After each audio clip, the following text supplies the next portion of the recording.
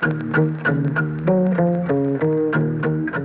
right, we are here live. We're excited to be here with Mr. Doug Starr from Starr Guide Service. Welcome to the Hunt and Fish Connection Outfitter Breakdown. We are super excited. We've got a lion hunt for two people. It'll be a one-on-one guided hunt with Starr Guide Service in Arizona. This is a really cool hunt and a really good opportunity to go kill a giant lion. So I wanted to break this hunt down with you while we're on the auction block so that you can get all the details that you need right here on this video.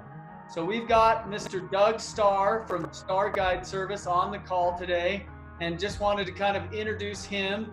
He's been down in Arizona. Doug, thanks for being on with Hunt and Fish Connection. Glad to be here. So Doug, kind of give me a little bit of background on your guide service. Tell me how long you've been guiding and kind of where you're located. We're kind of in central Arizona, and I actually started outfitting when I was 18.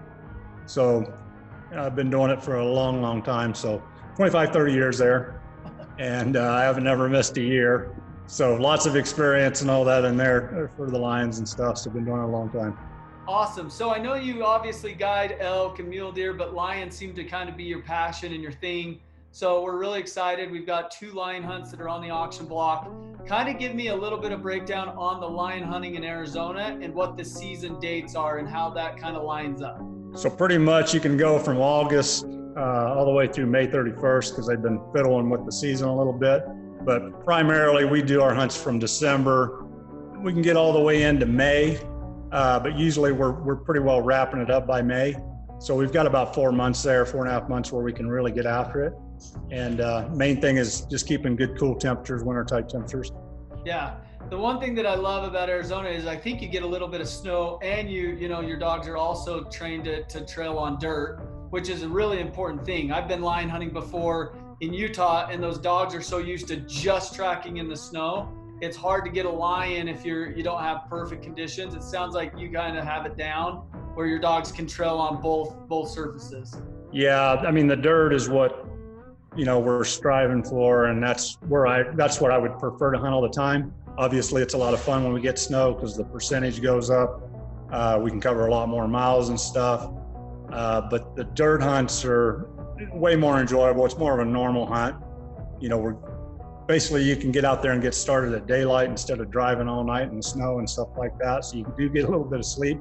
And we do our dirt hunts different ways. It just depends on how good a shape somebody's into. As far as, a lot of times we're just getting out and cutting the country. A lot of times we're moving in the truck a lot, going to, checking saddles. And a lot of times we're running a lot of roads just like we would in the snow, but we're just checking in the dirt. So a little, slower process, can't cover as much ground. But I scout a bunch just like I do for the deer and elk. And of course, we're always just targeting these big toms. So pretty much all year long, I'm trying to keep track of a lot of toms that are down here close. And if we get these cleaned out, then I do start wandering around the whole state. And because we may be up on the North Rim one week and down in Southern Arizona the next. So we pretty much go wherever the lions are.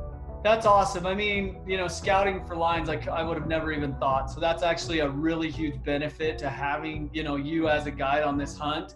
I also like that you kind of pointed out, hey, we can do different things. We can cater to somebody that maybe is a little bit older, can't get out and hike as much. And then also, maybe a young guy that's like, I'm ready to pound the hills to find the biggest tom we possibly can. That's really important. I think that's important for bidders to know and guys that are looking at booking this hunt and bidding on it. So tell me a little bit about the accommodations that somebody can expect. So we've kind of covered the dates, and the cool part about this hunt is we can work with people on the dates. It sounds like it's not really terribly weather dependent, so we can kind of book guys through and then go ahead and actually have them come out. Should be a good run for those 5 days. Tell me a little bit about the accommodations you have for a hunter. Where do they fly in, or how do they get to you, and then where do they stay? So I used to go pick everybody up, and I learned that I don't do that anymore. You just burn up too many days. So anyways, you're gonna fly into Phoenix, they got lots of flights going into Phoenix. You can go from Phoenix, take a jumper up to Flag, and then you're only about 45 minutes away, about 2 hours from Phoenix. But I have everybody just rent a car, come to us. We have a nice place right here. It's our home, but it's also a lodge type place. We run quite a few hunts out of here. Sometimes we'll be in a wall tent. Sometimes we'll be in a camper.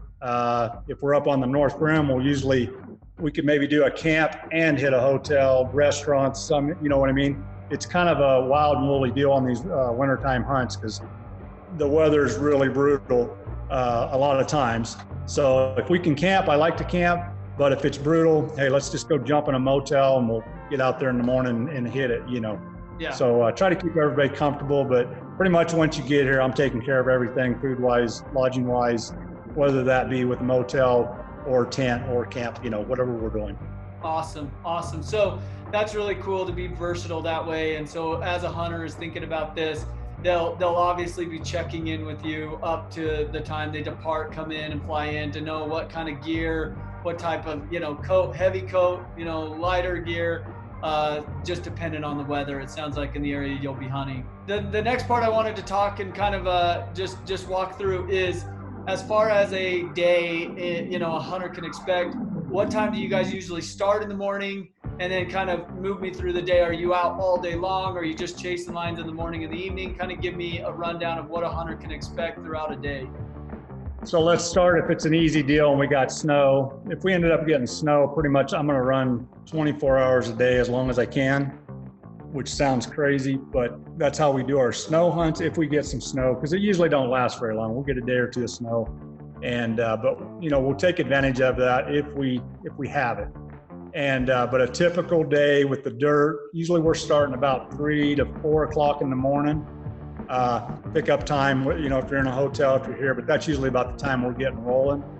And it depends on the weather, but I would say 1 to 2 o'clock, depending on what we're doing. If I've got a guy that's in great shape, you know, it may be an all-day affair, and if we get on a track, you know, we won't pull off until dark. And so the hunt days they do bounce around a little bit depending on how we're doing it. And but like I said, if we're being able to get out of the truck and just go, I mean, we're basically unloading and, you know, heading out across there. So the dogs are pretty much gonna, once we hit a track, you know, it can be a long system. And one thing about it in the dirt, the way I try to hunt is if we get on one of our target toms, once we get on a big tom, and if we get a decent track on him, we'll trail him all day today. And tomorrow we're going to come back and put right back on him where we left him. And we may do the whole week doing that and just keep progressively getting caught up to him, you know, hoping he'll stop, make a kill, something where we can get it caught up to him and get him caught. Got it. So it depends on if we're lucky enough to get up close enough to him. And, you know, if we're too far behind, we can leapfrog 10, 15 miles, cut back in on him, and you go that way. But that's kind of how we do the dirt. The snow hunt's kind of self-explanatory. I'm sure everybody's watched that on YouTube and stuff. And, you know, those are fast and furious, and you kind of pretty much kick the dogs out. You don't get to see the dogs until they're at the tree. Right. Yeah. And it's like the roller coaster of lion hunting. It's like the highs of the highs and the lows of the lows. So it's actually a really good time. I've been on quite a few lion hunts. So tell me a little bit about the weapon. Can somebody bring a bow? Do you only allow rifles? And then kind of tell me, you know, what's the average shot distance that you're usually, you know, are they in a tree or are they bayed up? Kind of tell me a little bit about that. I'd say we're about 50-50. Seems like in the snow, they're almost always in a tree of some sort. But in the dirt, I would say we really get into 50-50 out on the edge of a bluff, backed up against a rim rock or something like that. We catch a lot of them on the ground in the dirt. And I would say average shots anywhere from 10 feet to 30, 40 yards. So fairly close on the shots. Every now and then we've had bow guys where I wish we had a rifle because they'll be down, you know, off a pretty good bluff. And, you know, we have to really work to get that shot sometimes on that. But I do love the archery hunters. It's nice and quiet, doesn't scare them.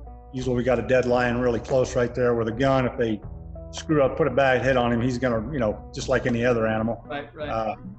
So pretty much all weapons. And does Arizona allow you to take like a gun and a bow if somebody, you know, wanted to pack both and just make sure Yes. they've got the right weapon?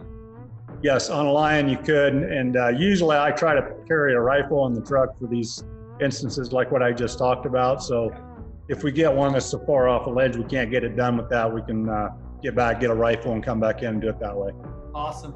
Last thing I wanted to kind of touch on is expectations of toms. So you've talked a lot about, and we've talked a lot about you trying to catch a very high percentage of toms and kill toms. You haven't killed any females in a while. Tell me a little bit about the expectation of what size of lion they're gonna run into, and then what the success rate usually is on these 5-day hunts. So if it's all dirt, we're running about 70 to 75% in the dirt, dry, basically horrible conditions. And then obviously in the snow, 100% opportunity. So that's about what our success rate runs on those. Cool. And what size of toms are you killing?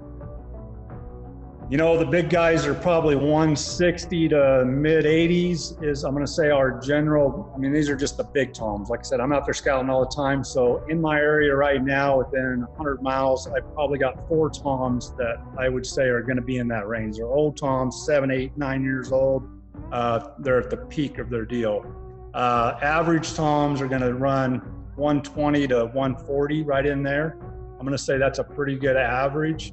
But generally speaking, I'm usually trying to kill one of those, above average big toms, one that I've got scouted out already. So, we're trying to kill the biggest ones we can. Right.